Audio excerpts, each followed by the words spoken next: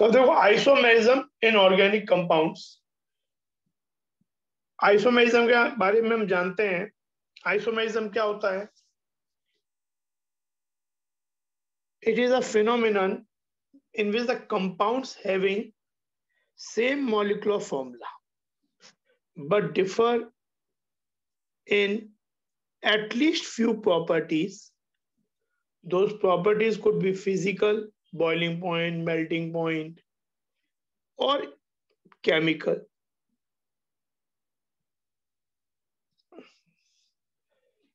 तो ऐसे हमारे पास C4H10 है ब्यूट, तो ये CH3 CH2 CH2 CH3, इसको हम बोलते हैं ब्यूटेन। पर वहीं पे compound this is two methyl propane, formula दोनों का सेम है।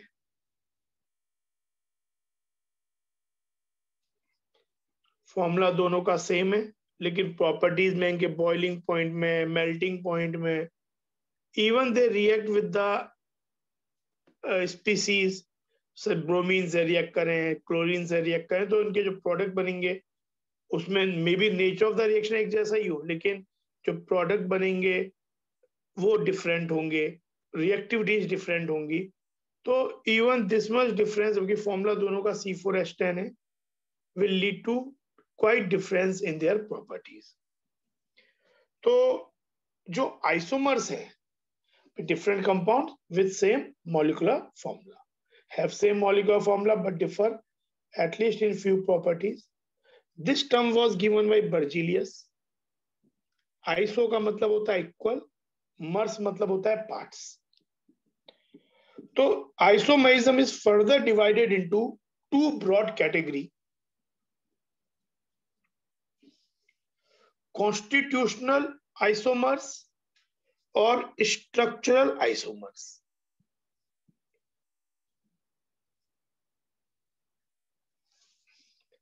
Isomers whose atoms have different connectivity, एक दूसरे में जो जोड़ने का तरीका है उसमें ही फर्क है। और स्टीरियो आइसोमर्स या space isomerism, isomers that have the same connectivity, but ये हम जानते हैं कि ऑर्गेनिक कंपाउंड जो होते हैं, most of the organic compound covalent ही होते हैं। Covalent bond has directional property, तो इनके में क्या होता है कि कनेक्टिविटी नहीं बदलेगी, लेकिन स्पेस में उनका जो अरेंजमेंट है उसमें फर्क होता है, और वो फर्क डिफरेंस इन प्रॉपर्टीज के लिए रिस्पॉन्सिबल होता है। इसको हम स्ट्रक्चरल आइसोमेरिज्म पढ़ेंगे, और मेनली हमको यही ज्यादा पढ़ना है। स्टीरियो आइसोमेरिज्म में फिर फर्दर ज्योमेट्रिकल होता है, ऑप्टिकल होता है, तो उसको हम आफ्टर स्ट्रक्चर पढ़ेंगे। तो ये आपका, अब जैसे कुछ एग्जांपल्स हम देखें,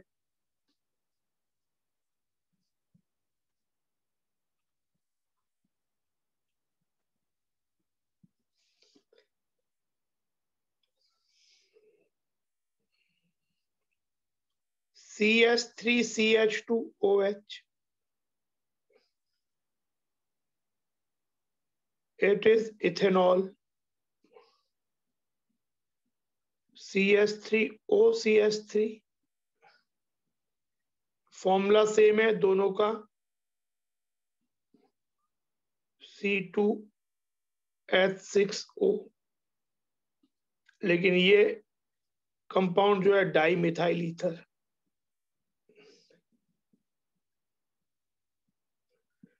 इसमें फंक्शनल ग्रुप ही अलग हो गया, ये ईथर फंक्शनल ग्रुप है, ये अल्कोहल फंक्शनल ग्रुप है।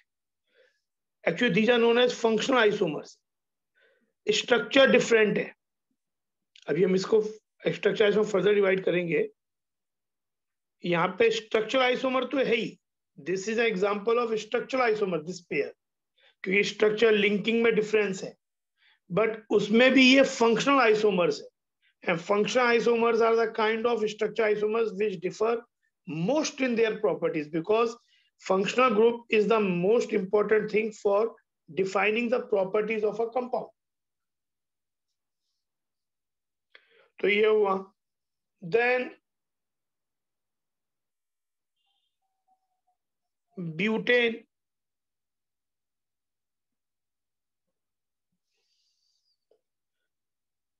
हमने अभी देखा था 2-methyl propane.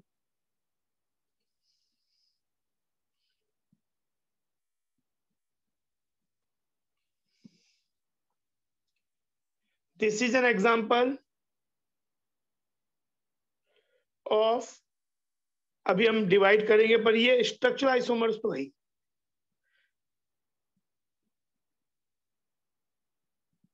क्योंकि इसमें लिंकिंग अलग है, स्ट्रक्चर अलग है, कनेक्टिविटी अलग है. कौन सा टाइप का भी देखेंगे. ब्यूट 1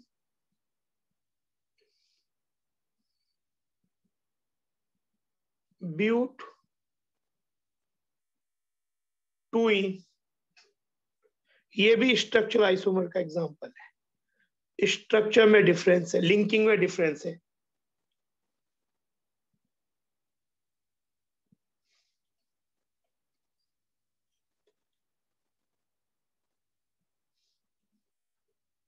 ये example, this is 1,2-dimethyl benzene, 1,3-dimethyl benzene, 1,4-dimethyl benzene. Again, any pair out of this is example of structure isomer. Structure में फर्क है, तो any pair ये स्ट्रक्चर आइसोमर्स है. तो अब पहले हम स्ट्रक्चर आइसोमर्स के फर्दर डिवीजन देखते हैं. या उससे पहले एक इंपॉर्टेंट चीज देखो, जब हम डिफरेंट सिनेरियोस बनाएंगे, फंक्शंस बनाएंगे, मतलब ये हमें कंपाउंड में फॉर्मूला सेम दिया और उसके क्या सिनेरियोस हो सकते हैं डिफरेंट, उनको एनालाइज करने में काफी हेल्पफुल होता है. तो एक टर्म होता है डिग्री ऑफ अनसैचुरेशन, या इसको अनसैचुरेशन फैक्टर, या इसको डबल बॉन्ड इक्विवेलेंट, या इसी चीज को इंडेक्स ऑफ हाइड्रोजन डेफिशिएंसी भी कहते हैं. अगर हमें कंपाउंड का मॉलिक्यूलर फॉर्मूला मालूम है तो इसको हम डी से रिप्रेजेंट कर रहे हैं. तो डिग्री ऑफ अनसैचुरेशन या अनसैचुरेशन फैक्टर या double bond equivalent can be found by using this formula 2n1 plus 2 minus n2 whole divided by 2. 2n1 plus 2 minus n2 divided by 2. या उसको चाहो तो n1 plus 1 minus n2 by 2 भी लिख सकते हो. Whatever format you are comfortable, you may remember it. n1 यहाँ क्या बताता है? Number of carbon atoms in compound, कि जो कंपाउंड आपके पास है दिया हुआ फॉर्मूला, उसमें कार्बन एटम्स जितने हैं वो n1 है. n2 क्या है? Number of hydrogen atoms in the compound, plus अगर हेलोजन्स भी हैं, फ्लोरीन, क्लोरीन, ब्रोमीन, आयोडीन, उनको भी n2 की वैल्यू में काउंट करते हैं.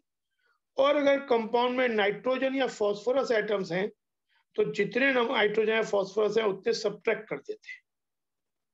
और ऑक्सीजन या सल्फर अगर है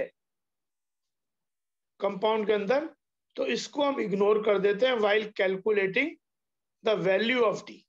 ये बहुत कुछ उसी चीज पे बेस्ड है जो हम इलेक्ट्रॉन पेयर्स और निकालते थे, उसमें भी कुछ इसी तरीके की चीजें होती थी. तो यहाँ पे ये हो जाएगा n2 n1, फिर वैल्यू निकालेंगे d का.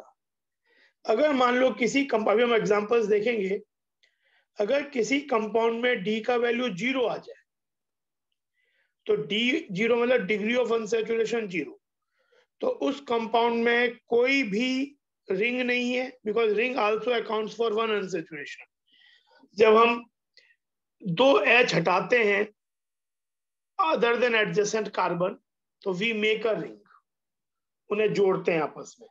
तो डी का वैल्यू 0 मतलब उस कंपाउंड में कोई रिंग नहीं है, कोई पाई बॉन्ड नहीं है, ओनली सिंगल बॉन्ड से कनेक्टेड है, स्ट्रेट चेन कंपाउंड है, मतलब रिंग एसाइक्लिक कंपाउंड है, और हर कार्बन अपनी टेट्रावैलेंसी सेटिस्फाई कर रहा होगा, नाइट्रोजन अपनी ट्राईवैलेंसी सेटिस्फाई कर रहा होगा, ऑक्सीजन अपनी डाईवैलेंसी सेटिस्फाई कर रहा होगा, और with 2 lone pair, nitrogen with 1 lone pair, carbon tetravalent.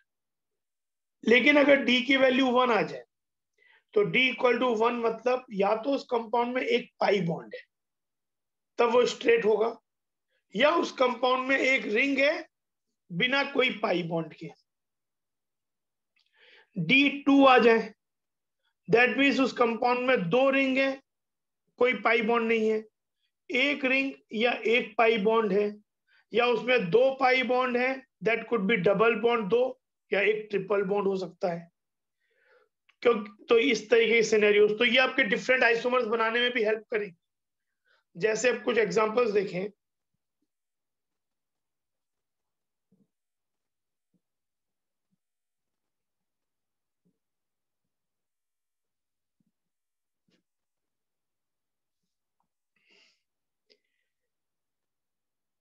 सबसे पहले C5H12 देखते हैं।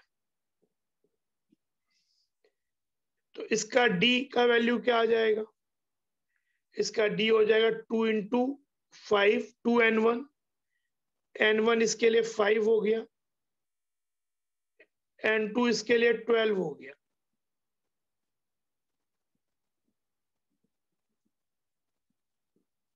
To N1 plus 2 minus N2/2, 0। इस कंपाउंड में कोई अनसैचुरेशन नहीं है। तो देखो इसकी पॉसिबिलिटीज 1 2 3 4 5, ये बन गया, ये बन गया, ये बन गया, पर कहीं कोई रिंग नहीं है, कहीं कोई मल्टीपल बॉन्ड नहीं है।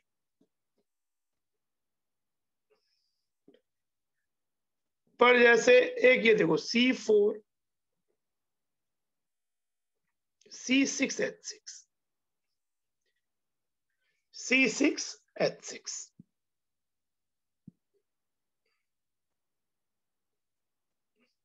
इसमें N1 कितना है बताओ? 6,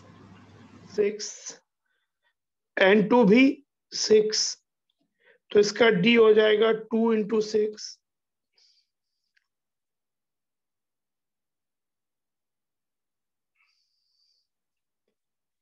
चार आता है सॉल्व करके 4। तो इसका 4 अनसैचुरेशन है, तो इसकी पॉसिबिलिटीज बहुत है। जैसे आपने ऐसे सोचो,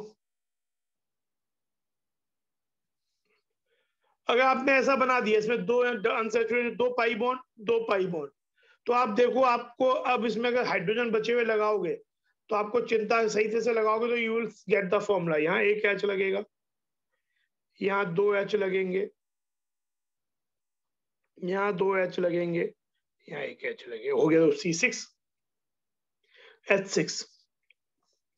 फिर ये जो इसका जो जनरली हम जब C6H6 बोलते हैं तो तुम्हारे दिमाग में हमारे बेंजीन ही सबसे पहले आता है।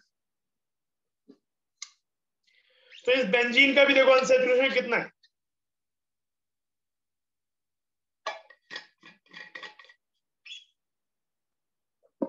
इफ यू ऑब्जर्व इट, तो इसका अनसैचुरेशन कितना है? 3 पाई बॉन्ड है, 1 रिंग है,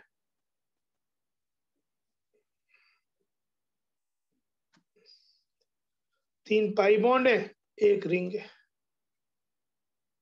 तो इट इज 4। पर इसका मतलब ये नहीं है कि बेंजीन का फॉर्मूला ये है, पर इस फॉर्मूले से रिलेटेड केवल बेंजीन बने ये जो यही स्ट्रक्चर में ज्वाइन है, ये भी स्ट्रक्चर था। Even if you मैनोवर this way,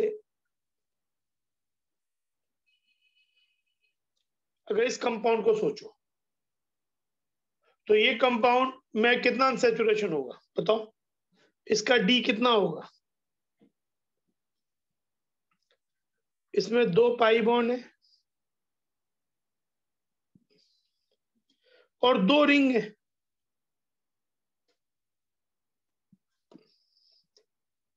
तो इसका अनसैचुरेशन भी 4 है। और इसका फॉर्मूला भी आप सीधे से मेरे का टेट्रावैलेंसी मैच करोगे तो यू विल फाइंड कि ये भी C6H6 ही है। In fact, before this structure of benzene is known as Kekulé structure.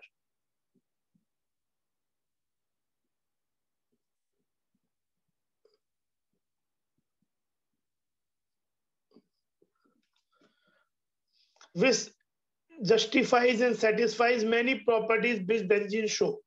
तो ये स्ट्रक्चर मानते हैं, लेकिन before Kekulé structure, this was also proposed. Although it failed in many accounts as far as to explain the properties, that's why it was not taken further. But this was known as Devar's formula या structure. जहां तक unsaturation की बात है, ये भी satisfy करता है, फॉर्मूला इसका भी C6H6 से मैच होता है। तो ये तो इस तरीके से हमारे पास, जैसे अब हमारे पास C3C2H6O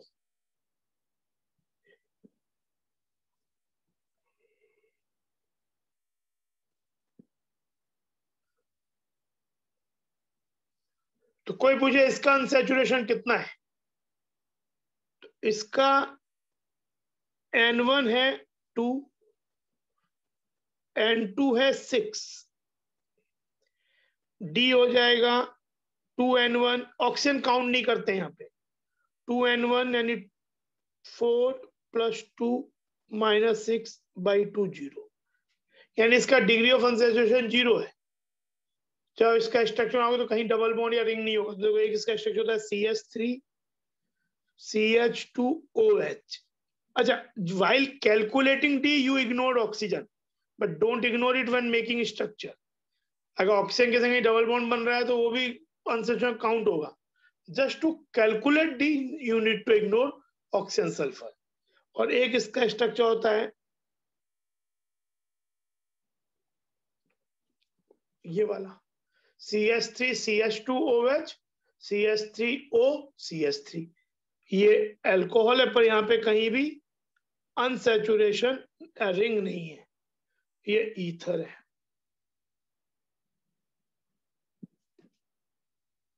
फॉर्मूला दोनों का सेम है, फंक्शनल ग्रुप अलग है, actually these are called functional isomers. तो अब हम इस चीज पे फिर से आएंगे और अब टाइप्स ऑफ कॉन्स्टिट्यूशनल आइसोमर्स देखें। कॉन्स्टिट्यूशनल आइसोमर्स, जब हम आइसोमर्स बोल रहे हैं तो मॉलिक्यूलर फॉर्मूला सेम तो इसमें है ही। Isomers whose atoms have different connectivity. तो अब इसके जो टाइप है, स्ट्रक्चरल आइसोमर, कॉन्स्टिट्यूशनल आइसोमर्स को ही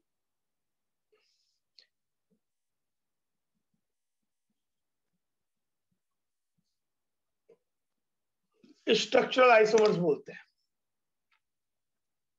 इसके जो टाइप है, एक है चेन या न्यूक्लियर या skeleton isomerism, another one is position isomerism, then metamerism, then functional isomerism, फिर ring chain, and the last one is tautomerism. Tautomerism हम लोग पढ़ेंगे after stereoisomerism. In fact, tautomerism would be the last class of isomerism. तो tautomerism पढ़ने में बहुत time है, क्योंकि आइसोमेरिज्म में हमारी कम से कम 9-10 क्लासेस जो लगेंगी, तो last class will be tautomerism. क्योंकि टॉटोमेरिज्म पढ़ते समय हम कुछ उसके स्टीरियो आइसोमर्स वाले एस्पेक्ट भी संग में ही कवर करेंगे। बाकी पे हम ध्यान देते हैं अभी। चेन या न्यूक्लियर या skeleton, position, metamerism, functional, ring chain. सबसे पहले chain isomerism. Chain isomerism molecular formula same, class of the compound will remain same. Class of the compound same मतलब functional group will remain same. फर्क किसके अंदर होगा? Difference in length of the parent chain. जो parent chain होता है main word root जिससे बनता है, उसकी लेंथ में फर्क होगा। या पेरेंट चेन सेम भी हो तो सब्स्टिट्यूएंट्स जो हैं उनकी लेंथ में फर्क होगा, या दोनों भी हो सकते हैं। फंक्शनल ग्रुप सेम होगा लेकिन पेरेंट चेन की लेंथ में फर्क होगा, अभी एग्जांपल दूंगा तो समझ में आएगा। या सब्स्टिट्यूएंट की लेंथ में फर्क होगा, या दोनों भी अलग हो सकते हैं, पर फंक्शनल ग्रुप सेम रहेगा। एक संग में पोजीशन आइसोमेरिज्म भी डिफाइन कर लेते हैं। सेम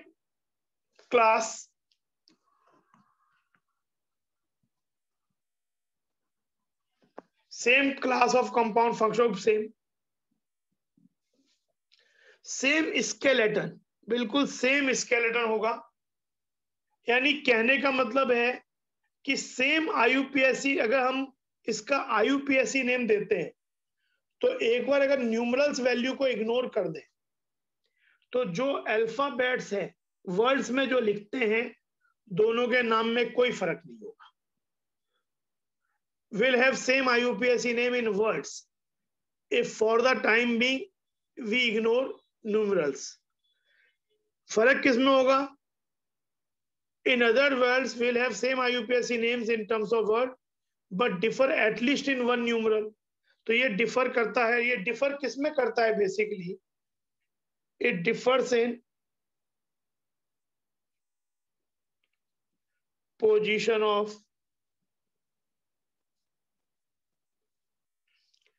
multiple bond, double या triple, functional position of functional group,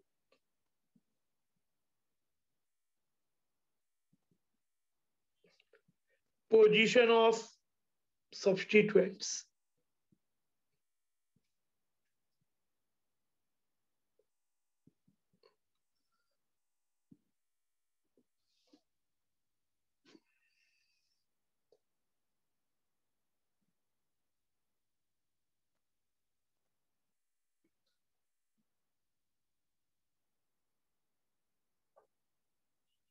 तो अब देखो एग्जांपल।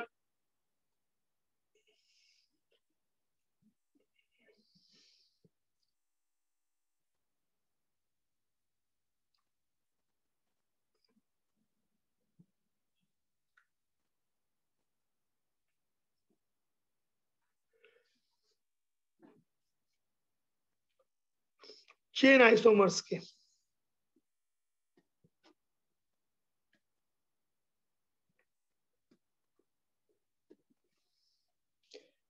मान लेते हैं हमारे पास C4H10 है पहले, तो इसका एक तो हुआ ब्यूटेन, फंक्शनल ग्रुप एल्केन है, और एक हो गया 2-मिथाइल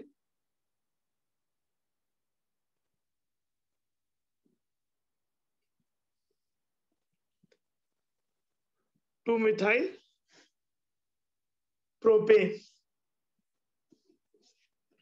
तो कोई पूछे C4H10 के कितने चेन आइसोमर्स हैं, तो these are the chain isomers of C4H10, 2। Total structure isomers 2 हैं, वो दोनों के दोनों चेन ही है ऐसे। अब C5H12, इसमें इसकी सबसे पहले हम देखते हैं इसके स्ट्रक्चरल आइसोमर्स कितने हैं। कोई पूछे भाई इसके स्ट्रक्चरल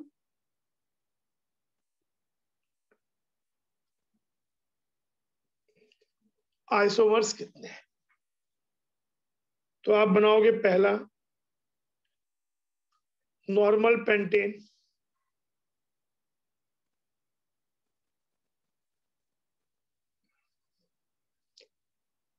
देन 4 कार्बन का चेन, पेरेंट चेन का नंबर बदल रहा है, पर एक मिथाइल ग्रुप यहां पे आ गया सब्स्टिट्यूएंट में, 2 मिथाइल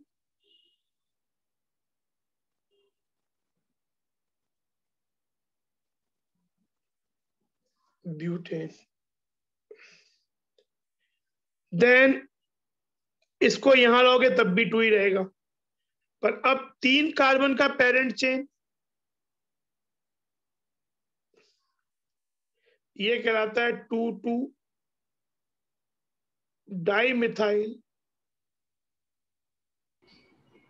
प्रोपेन। तो इसके ये तीनों ही आपस में स्ट्रक्चरल आइसोमर्स है, तो इसके स्ट्रक्चर आइसोमर्स तो 3 होते हैं, पर चेन आइसोमर्स आपस में पेयर में होते हैं। जैसे अगर मैं इसको मार्क कर दूं 1, 2 और 3, तो इसमें आप पेयर्स कौन कौन से बना सकते हो? 1, 2,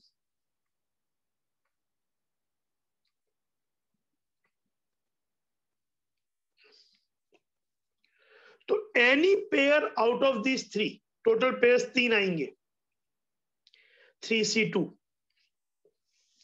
तो इसके 1 और 2 भी चेन आइसोमर है, 1 और 3 भी चेन आइसोमर है, क्लास ऑफ कंपाउंड सेम है, पेरेंट चेन में फर्क आ रहा है, और 2 और 3 भी चेन आइसोमर है, यहां पे भी पोजीशन आइसोमर्स नहीं है, तो ये C5H12 हुआ। तो इसके स्ट्रक्चर आइसोमर्स 3 है, और कोई पूछे कि नंबर ऑफ चेन आइसोमर्स कितने हैं, तो नंबर ऑफ चेन आइसोमर्स का मतलब कि pair of isomers which can be called chain isomer, तो that is also 3 in this case. अब लेकिन हम C6H14 इसके स्ट्रक्चरल आइसोमर्स बताओ कितने होंगे?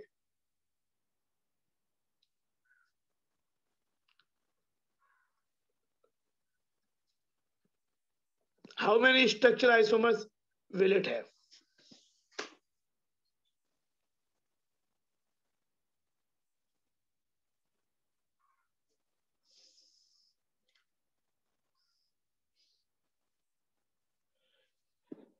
बनाओ, ड्रॉ करो।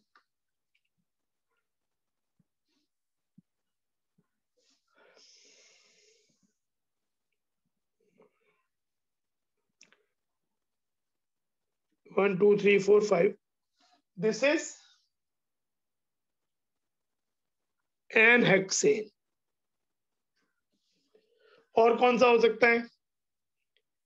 मेन पेरेंट चेन 5 कार्बन का मिथाइल, ये क्या कहलाएगा? 2 methyl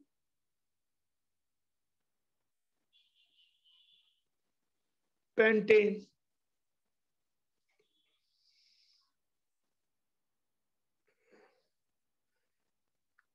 3 methyl pentane.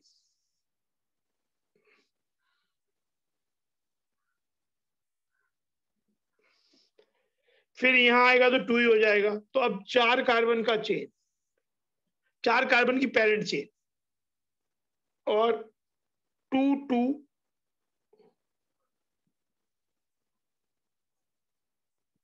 Dimethyl butane.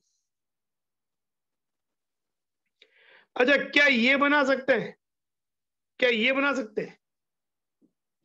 क्या ये 4 कार्बन का पेरेंट चेन होगा इसमें? बताओ।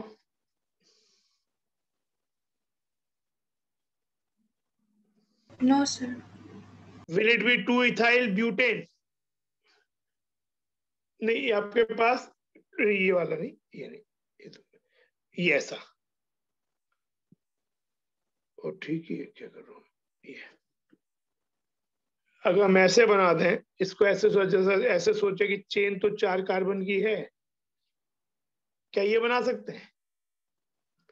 तो ये 4 कार्बन का चेन नहीं रहेगा, क्योंकि यहाँ पे चेन 5 कार्बन की ये वाली हो जाएगी, तो ये तो फिर से वही हो गया 3 मिथाइल पेंटेन, तो रिपीट हो जाएगा। हाँ, एक ये जरूर कर सकते हैं, this can be done, 2, 3 dimethyl butane. तो इसके जहां तक स्ट्रक्चरल आइसोमर्स का सवाल है, इसके स्ट्रक्चरल आइसोमर्स के नंबर कितने हो गए? ये एक बहुत ही कॉमन क्वेश्चन है पूछा है वाला।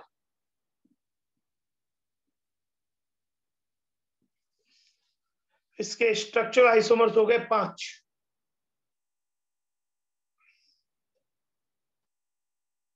स्ट्रक्चर आइसोमर्स तो 5 हो गए। N hexane, 2 methyl pentane, 3 methyl pentane, 2 dimethyl butane, 2 dimethyl butane. इनको मैं मार्क भी कर देता हूं, 1 2 3 4 5। तो कोई इसका क्वेश्चन, कोई अब इसमें कोई क्वेश्चन पूछे, हाउ मैनी स्ट्रक्चरल आइसोमर्स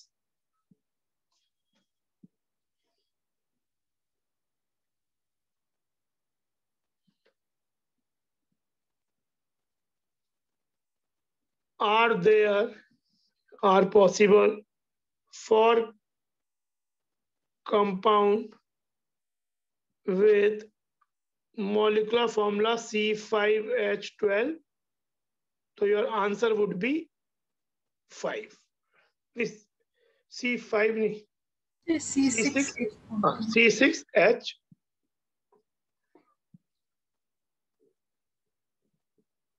तो आंसर वुड बी 5। अब कोई पूछे, अच्छा ये क्वेश्चन पूछना कि how many chain isomers will be there, ये अपने आप में रॉन्ग क्वेश्चन है। क्वेश्चन होना चाहिए how many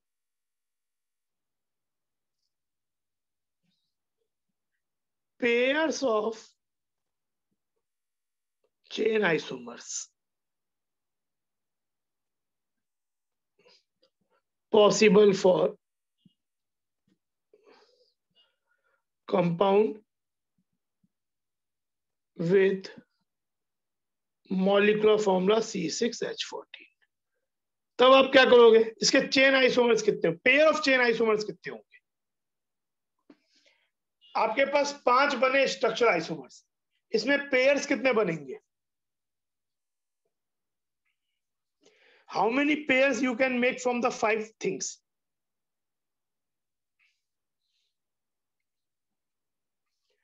The number of pairs which we can make from 5 distinct things is mathematics 5C2 any 10।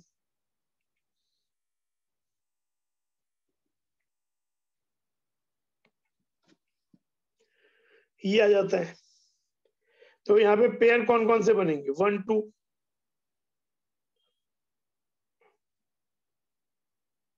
1 3 1 4 1 5 2 3 2 4 2 5 1 2 1 3 1 4 1 5 2 3 2 4 2 5 then 3 4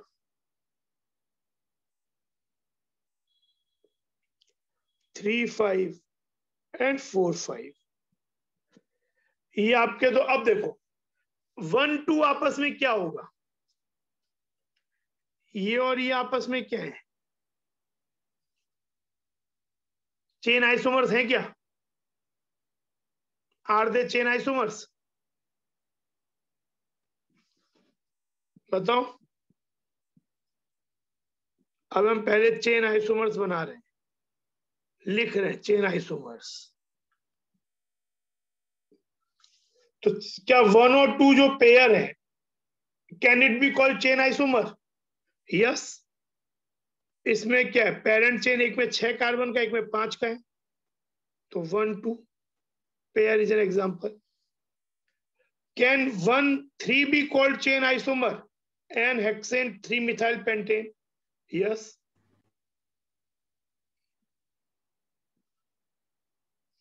Can 1 4 be called chain isomer? Yes.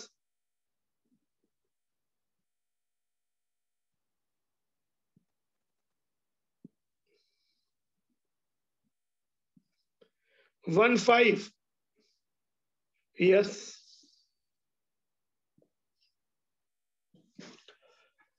फिर क्या 2,3 को चेन आइसोमर्स बोल सकते हैं? बताओ। No, sir. 2,3 No, sir.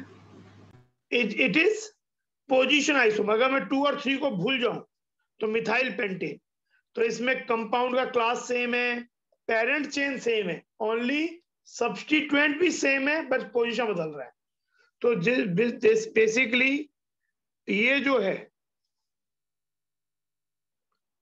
Position isomers में यहां बनाता हूं पेयर, ये भी पेयर में होंगे। तो जो 2,3 है that is an example of position isomer. 2,4 क्या कह सकते हैं? बताओ। Chain isomer. 2,4 चेन होगा फिर से।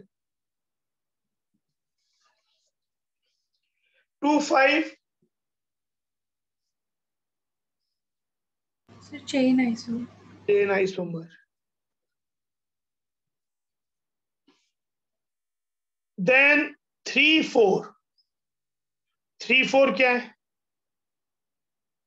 Chain isomer. Chain isomer. 3,5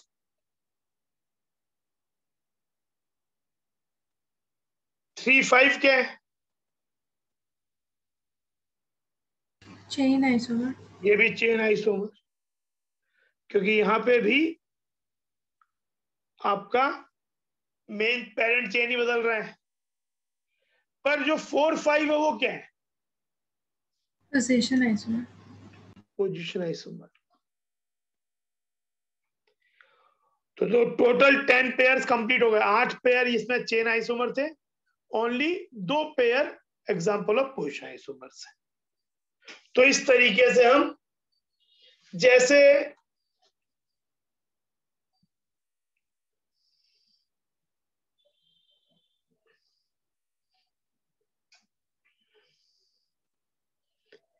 one two dimethyl benzene, ये कंपाउंड 1,3 1,4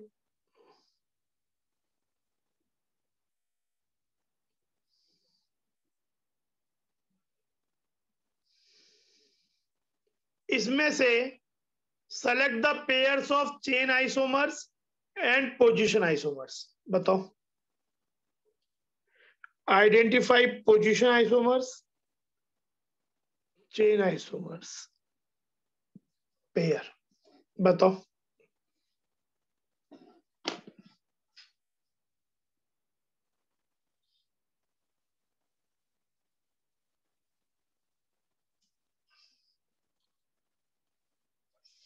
Sir, 1, 4, 2, 4, 3, 4 chain isomers है. 1,4 2,4 3,4 चेन आइसोमर्स है, क्योंकि इसमें ऑल दो पेरेंट चेन का लेंथ सेम है, पर सब्स्टिट्यूएंट की लेंथ में फर्क है।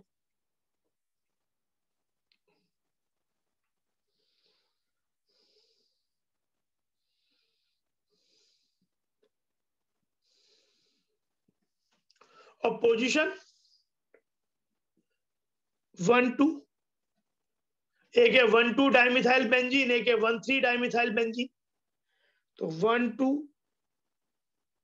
1,3 and 2,3 are example of position isomers. So this is the way.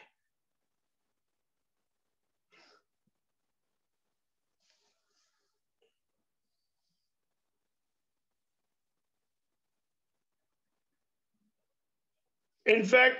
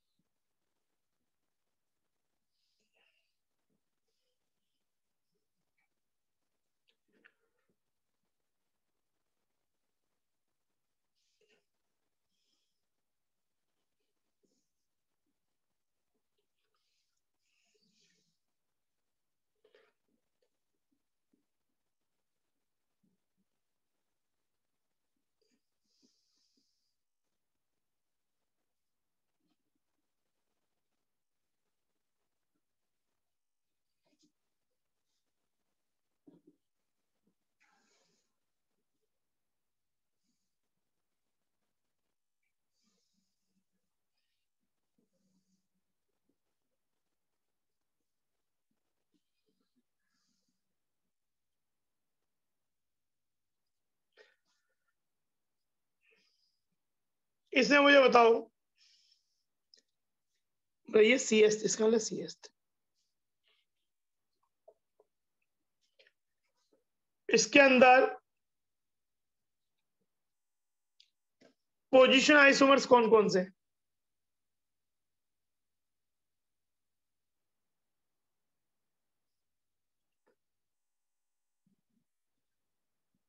Pairs which can be called position isomers.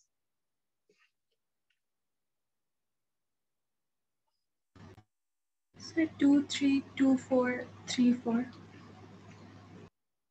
2, 3, 2, 4, 3, 4 सही है बिल्कुल। पोजीशन आइसोमर्स हो गए। ये आपस में क्या हुए बाकी, जैसे ये है चेन आइसोमर्स के example.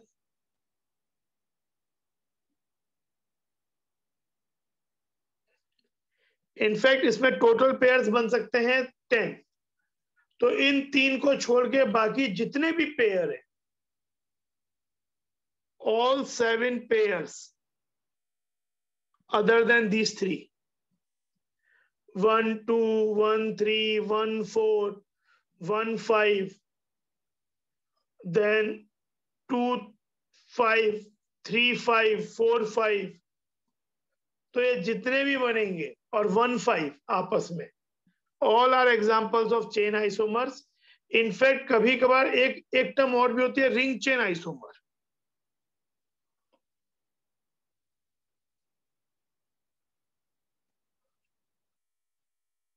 other than these 3. The ring chain isomer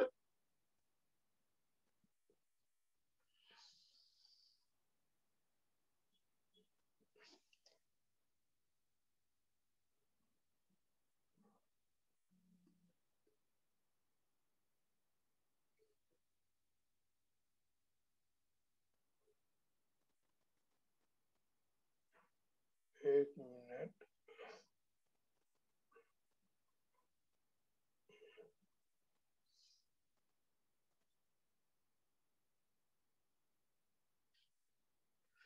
ring chain isomers में क्या होता है,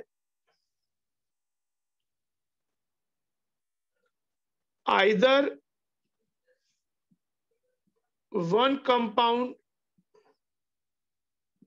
इज रिंग, या इसको क्लोज्ड साइक्लिक कह सकते हो, एंड अदर इज ओपन।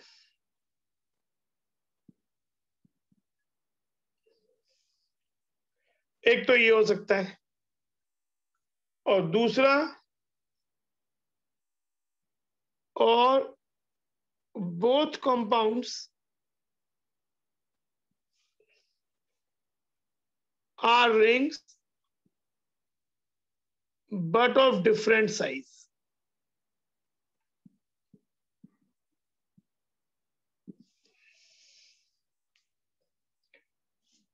और फंक्शनल ग्रुप अगर डिफरेंट हो जाए तो इसको हम फंक्शनल आइसोमर्स भी बोल सकते हैं। पर जैसे ये है, इसमें रिंग का साइज अलग हो गया, तो ये रिंग चेन आइसोमर हो गए। और सेम साइज के अगर है तो रिंग, तो both compound are rings of different size. जैसे ये वाले दोनों रिंग है पर डिफरेंट साइज के रिंग, फंक्शन ऑफ सेम है, तो ये रिंग चेन आइसोमर भी कह सकते हैं, या सिंपली ये चेन आइसोमर्स के एग्जांपल थे। तो अच्छा, अब देखो, अरे ये वाला एग्जांपल जो है CH3CH2 CH double bond CH2 CH3CH double bond CH CH3, these are example. ये है आपका ब्यूट 1इन, ये है ब्यूट 2इन, ब्यूट 1इन, ब्यूट 2इन। तो this example of functional group अपनी पोजीशन बदल रहा है। अगर मैं 1 2 को भूल जाऊं तो दोनों ब्यूटीन है, एग्जैक्टली वर्ड सेम है। तो this is example of position isomers. CH3 CH2 CH2 CH2 CH2OH pentane 1 all.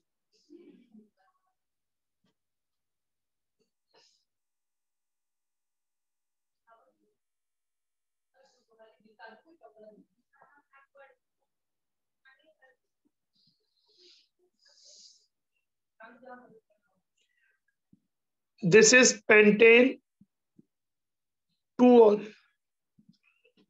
केवल पेंटेनॉल दोनों ही है, पर एक पेंटेन 2 all, एक पेंटेन 2 all, और even here we can have pentane 3 all.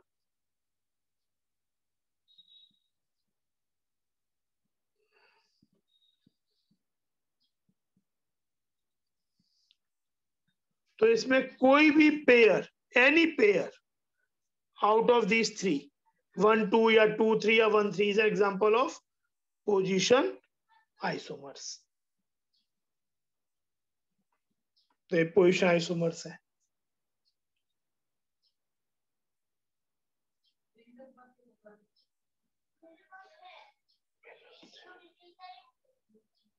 एक क्वेश्चन लिखो,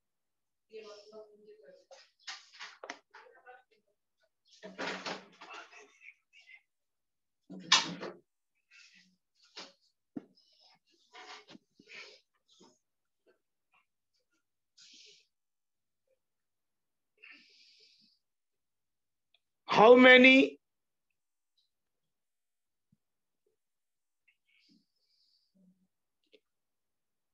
structural isomers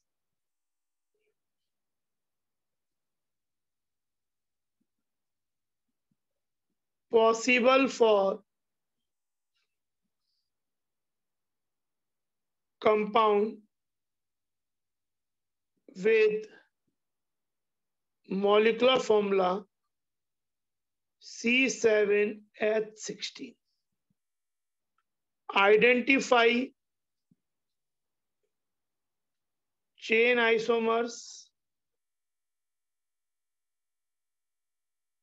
and position isomers.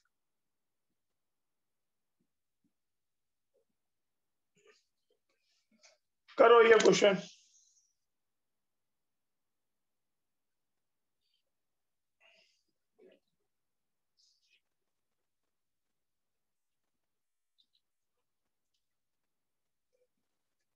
पहले स्ट्रक्चर आइसोमर्स कितने बनेंगे ये बनाओ।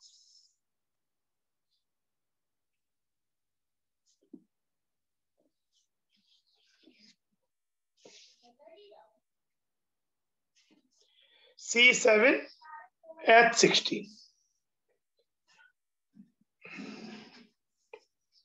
ये इंपॉर्टेंट क्वेश्चन है, मतलब इससे रिलेटेड, क्योंकि ये हल्का सा, मतलब इसके बाद वाला क्वेश्चन ऐसा बहुत ज्यादा लेंदी हो जाएगा तो नहीं आएगा, लेकिन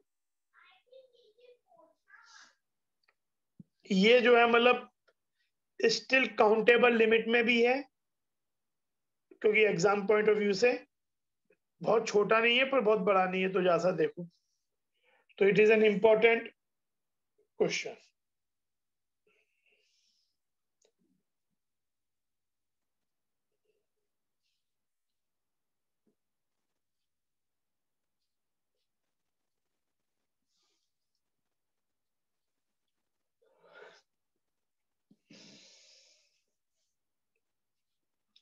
How many structural isomers possible for compound? तो सबसे पहले ये 7 कार्बन का एल्केन है, हेप्टेन बनाए, नॉर्मल हेप्टेन।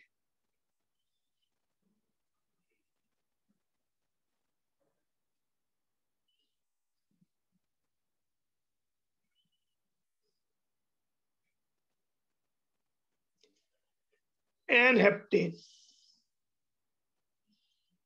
1 2 3 4 5 6 7, इसमें तो कोई और वेरिएशन पॉसिबल ही नहीं है। 6 कार्बन का चेन बनाए, और 2 पोजिशन में मिथाइल रखते हैं, तो ये हो जाएगा सेकंड जो है 2 मिथाइल हेक्सेन।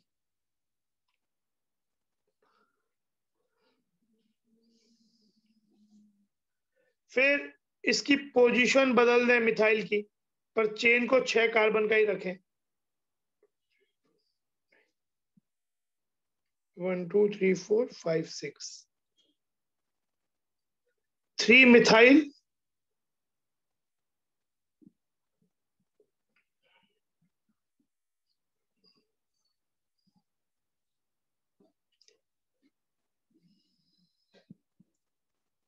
फोर, इधर लाएंगे तो 3 मिथाइल ही हो जाएगा,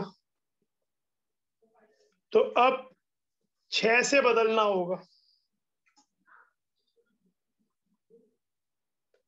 5 का कर दें, पर इथाइल यहां नहीं लगा सकते, कि तब तो ये इथाइल लगाने पे 6 कार्बन का वो पुराना सही हो जाएगा 2 3 मिथाइल हेक्सेन, लेकिन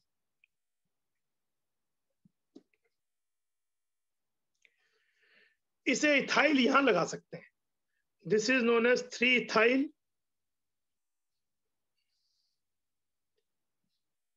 pentane.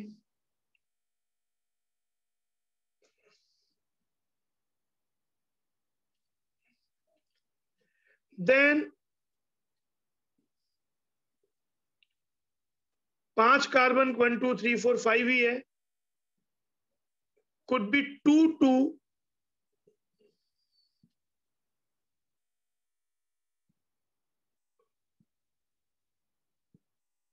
Dimethyl pentane.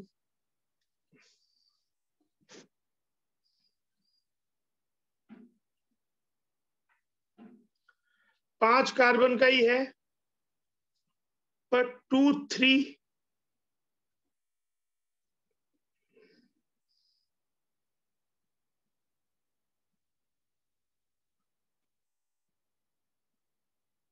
Dimethyl pentane.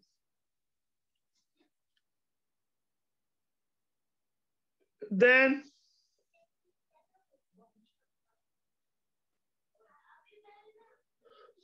2 4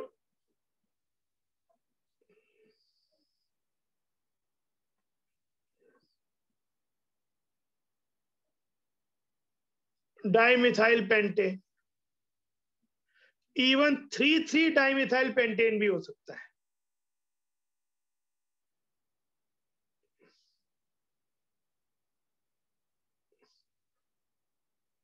3 3 dimethyl pentane.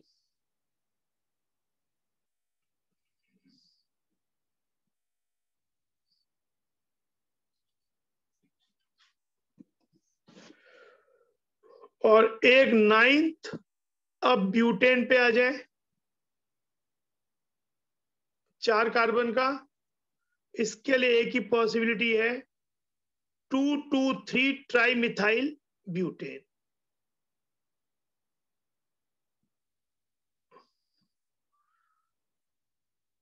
इसके बाद आप देखो, और कोई आप ब्यूटेन में नहीं बना सकते हो। कहीं पे भी अगर इथाइल लगाओगे तो वो लॉन्गर देन ब्यूटेन हो जाएगा, और 3 कार्बन पे तो आप बाकी 4 कार्बन प्लेस ही नहीं कर सकते बिना मेन चेन को लॉन्गर बनाए। तो ये इसके 9 स्ट्रक्चरल आइसोमर्स है। देन 9 स्ट्रक्चरल आइसोमर्स इंपॉर्टेंट है, कई का सीधा ही पूछते हैं इसके स्ट्रक्चरल आइसोमर्स कितने होंगे। अब इस 9 में पेयर्स कितने हो सकते हैं? 9C2 मतलब n(n-1/2), तो 9 9-1/2 36। इनमें मिला के 36 पेयर्स बन सकते हैं। अच्छा, इसमें पोजीशन आइसोमर्स बताओ कौन कौन से? Can you identify the position isomers? बताओ। Sir, 2 3 2 3 पोजीशन आइसोमर है, सही। 5 6 5 7 पोजीशन आइसोमर्स बनाते हैं 2 3, ठीक है। देन 5, 5 5 6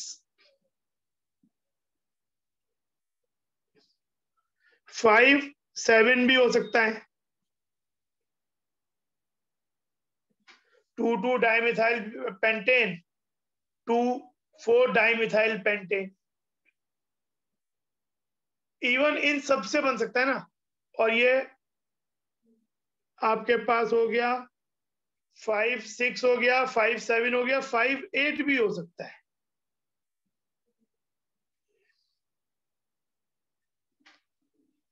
फाइव 6 5 7 5 8, फिर 6 7 6 8 और 7 8 है ना भाई। आपके पास पोजीशन आइसोमर कौन कौन से हो गए? पोजीशन आइसोमर्स टोटल कितने हो जाएंगे? एक तो हो गया 2 3 हो गया, फिर आपके पास हो जाएगा ये वाला पेयर। देन इनमें से कितने टोटल बन सकते हैं? 6 बन सकते हैं पेयर। ये 4 में कोई भी पेयर आपस में, इन चारों में will be a pair of position isomer. 2 2 dimethyl, 4 5 5 6 हो, 5 7 हो, 5 8 हो, 6 7 हो, 6 8 हो, 7 8 हो, और एक ही है। तो टोटल इसमें पोजीशन आइसोमर्स मिला के 7 आते हैं, 7 पेयर्स। तो 7 पेयर्स तो यहाँ पे पोजीशन आइसोमर्स हैं, और बाकी 36 में जितने भी पेयर बचे हैं, 36 - 7 29, all are the example of chain isomer, क्योंकि उसके अलावा यहाँ कुछ नहीं है। समझे? yes sir. तो चेन, इसमें टोटल स्ट्रक्चरल आइसोमर्स होंगे 9, पोजीशन आइसोमर्स के पेयर्स होंगे 7, और चेन आइसोमर्स के पेयर होंगे 29। तो इस तरीके से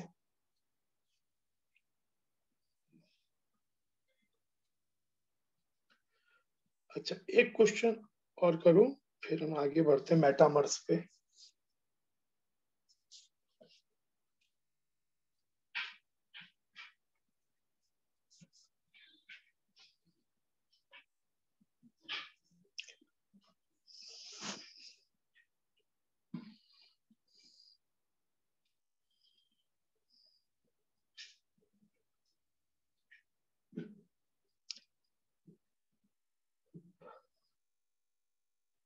हाउ मैनी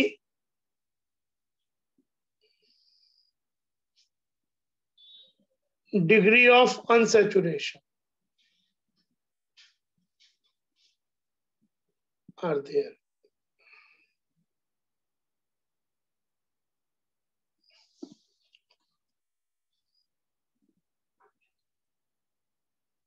Draw possible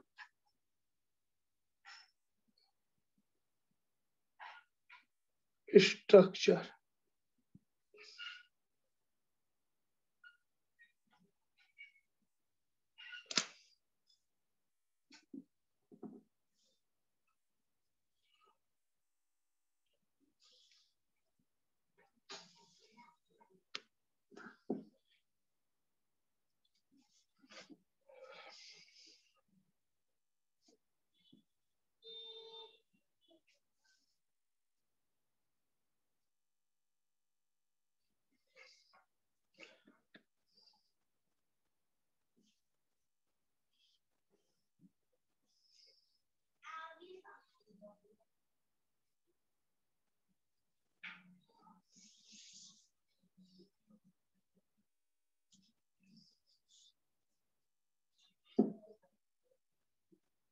क्या होगा? डी का वैल्यू निकाला किसी ने? 13. D would be 13, D equal to, इसमें n1 की वैल्यू 12 है, n2 है ही नहीं, कहीं ना हाइड्रोजन है ना हेलोजन है, ऑक्सीजन इग्नोर करते हैं तो n2 0 है, तो इसका जो 2n1 + 2 - 0/2 13। तो इसका डिग्री ऑफ अनसैचुरेशन 13 है।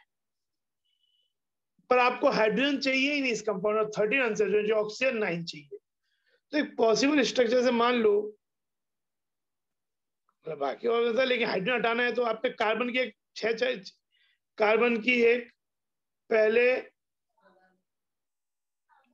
अगर ये आपने कंपाउंड बनाया तो इसमें कितने अनसैचुरेशन हो गए?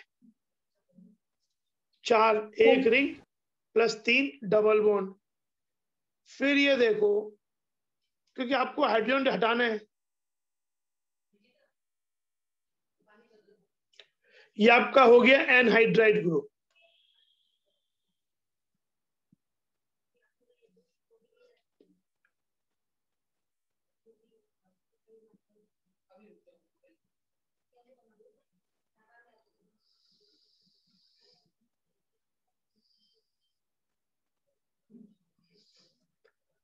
ये देखो, इसमें अब कितना हो गया? ऑक्सीजन कितने हो गए? हर में 3 मिला के ये 9 हो गए। कार्बन भी 2 और हो गए, 12 हो गए। अनसैचुरेशन इस रिंग में 4 हो गया। फिर एक इस रिंग का हो गया, 7 हो गया। और डबल बॉन्ड यहाँ 2 और 2, पाई बॉन्ड कितने? टोटल इसमें रिंग 4 हो गई, रिंग 4 हो गई। और पाई बॉन्ड्स टोटल 3 और 6 9 हो गए। तो डी की वैल्यू 13 हो गई।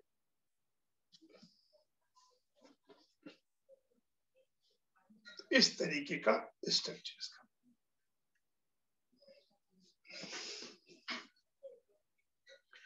ये एनहाइड्राइड ग्रुप है।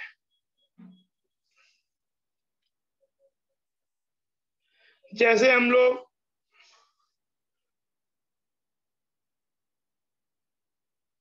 अच्छा, अगर ये हमें दिया हो, ये हमारे पास नेप्थलीन है, इसका डी कितना होगा? स्ट्रक्चर देख के बताओ, what will be it's D? इसका कितना होगा? एंथ्रासीन हमने पढ़ा है,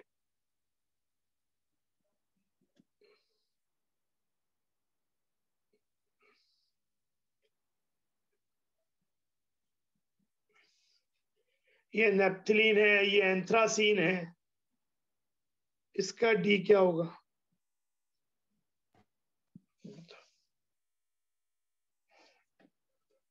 सर नैप्थलीन का 7 है क्या?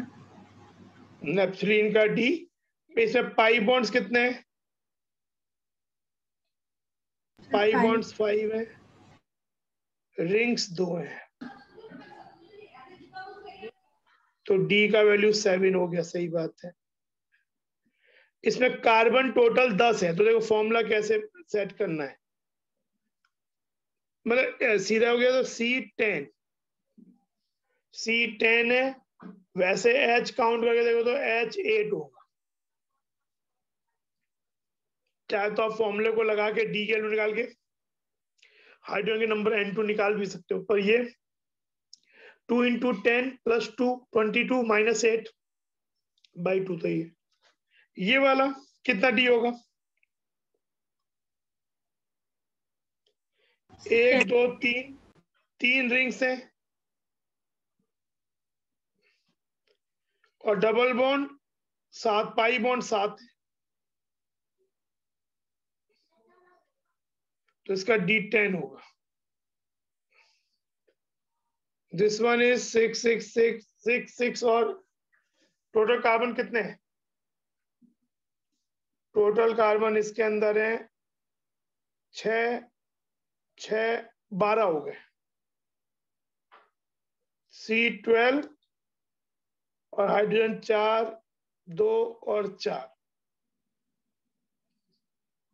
C12H10 है। देखो होता है क्या, सेट करता है क्या? 12 × 2 + 2 24 +2 हो गया 26 - 10, कुछ गड़बड़ है क्या? कार्बन 6 6 वो नहीं, कुछ कार्बन 14 है। C14H10, तो 14 × 2 + 2 - 10 बाई 2 ये 10 आता है, ये इसका फॉर्मूला है। पर सीधे स्ट्रक्चर देखे डी पता चलता है कि डी कितना होगा इसका। तो हमें आगे जब क्वेश्चन वो करेंगे तो ये जो डिग्री ऑफ अनसैचुरेशन है ये भी एक not in a very big manner but it will be quite helpful. अच्छा, अब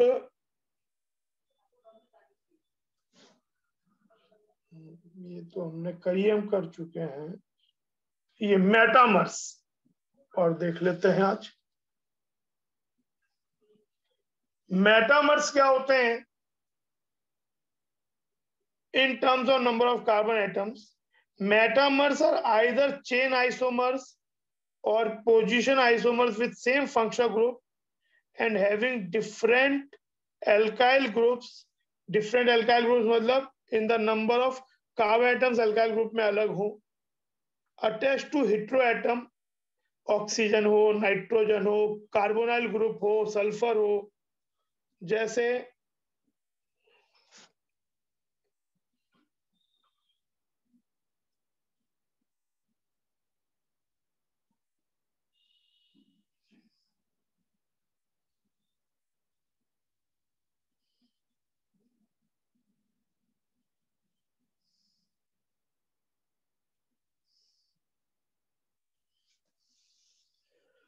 ये आपका हो गया मिथाइल प्रोपाइल ईथर। यहाँ पे प्रोपाइल ग्रुप है, यहाँ पे मिथाइल ग्रुप है, ओ कह रहा हूं, पर ऐसा हो जाए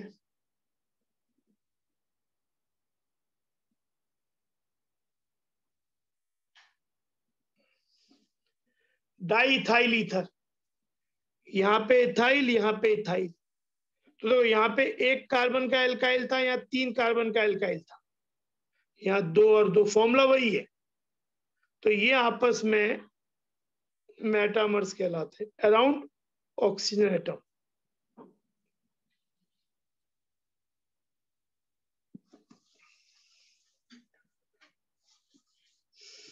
लेकिन अगर कोई जैसे ये 1 हो गया, ये 2 हो गया,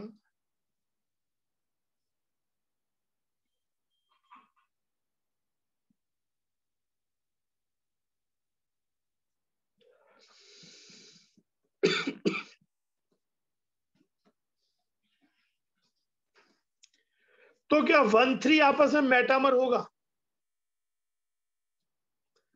विल 1,3 भी मेटामर?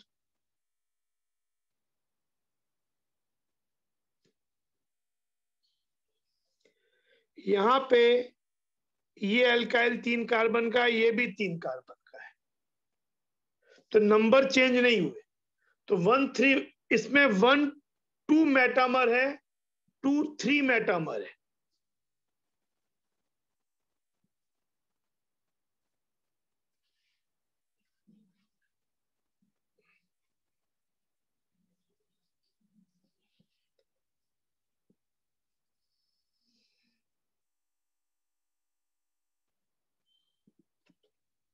लेकिन 1,3 pair is not metamer.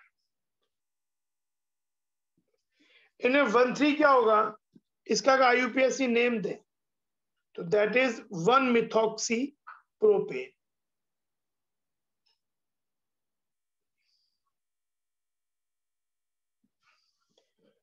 And this one is, ये मेन चेन यहाँ पे ऐसे ली आएगी,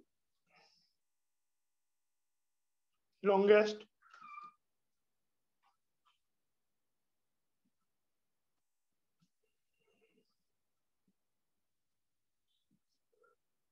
टू मिथॉक्सी प्रोपेन। तो ये आपस में एक्चुअली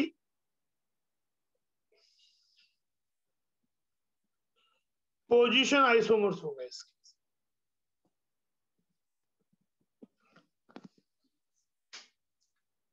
ये आपस में पोजीशन आइसोमर्स है।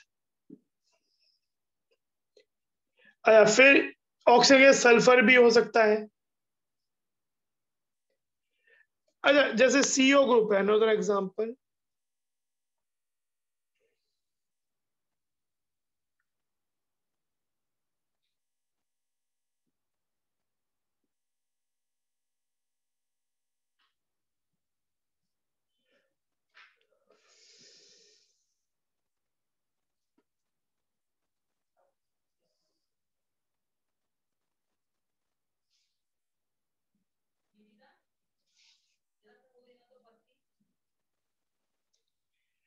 ये आपका इस CO के अराउंड CH3 एंड प्रोपाइल,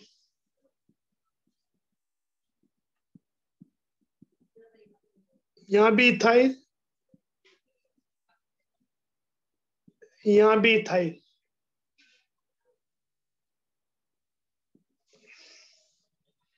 तो इस CO के अराउंड एल्काइल ग्रुप बदल रहे हैं और नंबर बदल रहे हैं उनके, फॉर्मूला वही है। तो ये पेयर ऑफ, ये भी मेटामर है। लेकिन संग संग में ये आपका है पेंटेन 2 ऑन, ये पेंटेन 3 ऑन।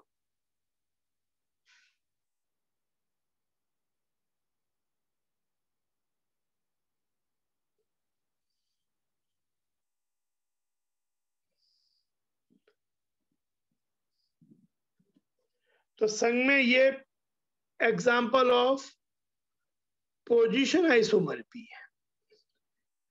अच्छा, कभी जो आइसोमर्स की डेफिनेशन है वो कोई ऐसा एक्सक्लूसिव नहीं है कि एक पेयर अगर एक कैटेगरी में आ गया तो दूसरे कैटेगरी में आ ही नहीं सकता। मतलब जहां सा वहां पे फ्लेक्सिबिलिटी है, a pair of isomers can belong to 2 category as well, अगर दोनों की डेफिनेशन सेटिस्फाई करता है। तो ये हो गया। Even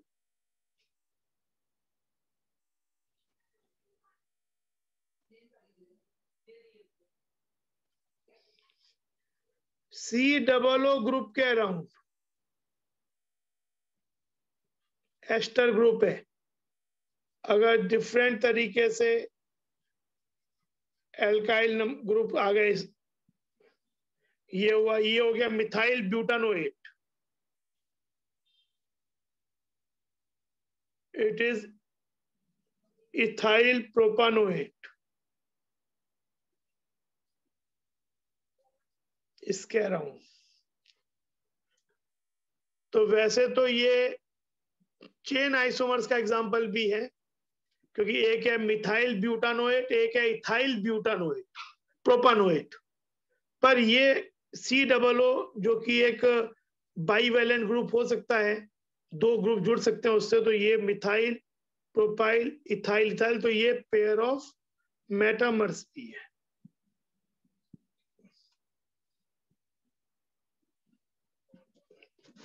pair of metamers as well as this can be classified in pair of chain isomers,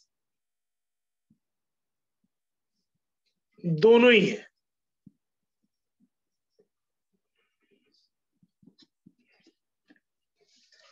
तो ये पेयर ऑफ चेन आइसोमर्स भी है।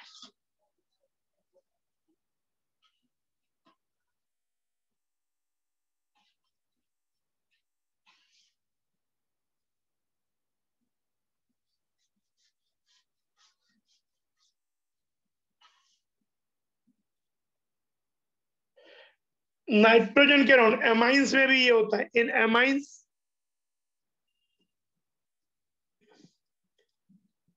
इट इज फाउंड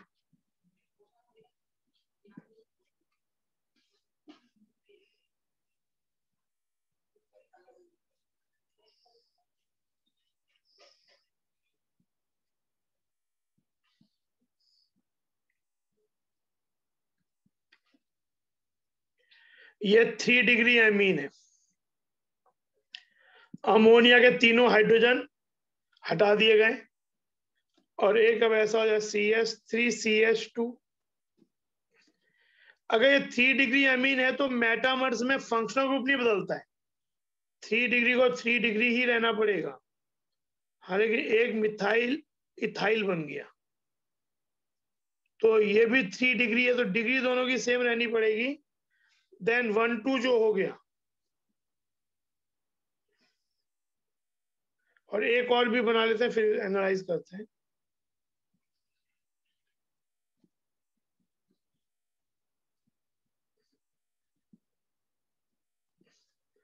ये 2 डिग्री एमीन हो गया, तो इसके अंदर 1,3 या 2,3 is not an example of metamer. all these three are structural isomers.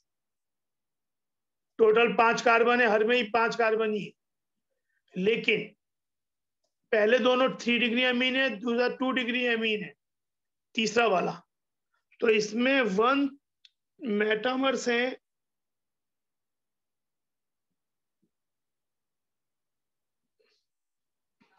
1-2 metamers है, लेकिन 1-3 and 2-3 हम पढ़ेंगे functional isomers. They will be classified in functional isomers, although all the three are structural isomers.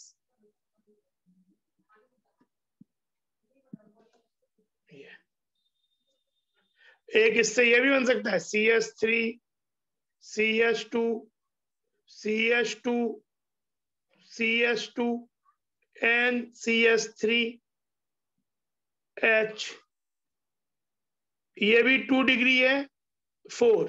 अब इस केस में 1-3, 2-3, पर यहां पे जो 3-4 है, 3-4 is an example of metamer.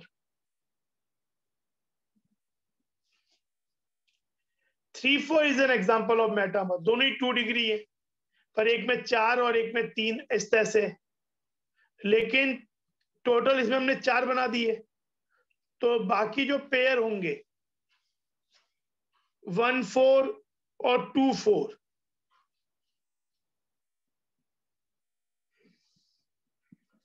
they are functional isomers. वो फंक्शनल आइसोमर्स हो जाएंगे. और एक इसमें अगर हमने ये बना दिया CH3, CH2, CH2, CH2, CH2, NH2, तो ये तो प्राइमरी अमीन हो जाएगा. तो ये भी एक स्ट्रक्चरल आइसोमर्स की तरह ही होगा. उसके बाद पॉसिबिलिटी तो और भी है, इसमें आप इसे आइसोप्रोपाइल कर सकते हो. जैसे अगर मैंने इसको आइसोप्रोपाइल कर दिया, तो ये फिर आपका वो बन जाएगा, चेन आइसोमर्स टाइप का बन जाएगा इसके सब. तो हमें इन डेफिनेशन में देखना है. तो ये इस तरीके से हम मेटामर्स, पोजीशन आइसोमर्स और चेन आइसोमर्स ये हमने देखे. फंक्शनल आइसोमर्स और रिंग चेन आइसोमर्स भी हमने देख लिया. एक्चुअली देखा तो ring chain isomers we have already seen, पर उसको भी एक बार अगले क्लास में देखते हुए और फंक्शनल आइसोमर्स देखते हुए फिर हम प्रॉब्लम्स करेंगे. एंड पॉसिबल हुआ तो नेक्स्ट सेक्शन आइसोमर ज्योमेट्रिकल पे ही मूव कर जाएंगे, नहीं तो प्रॉब्लम सॉल्व करके काफी नेक्स्ट क्लास में हम स्ट्रक्चर आइसोमर्स वाला पार्ट खत्म करेंगे.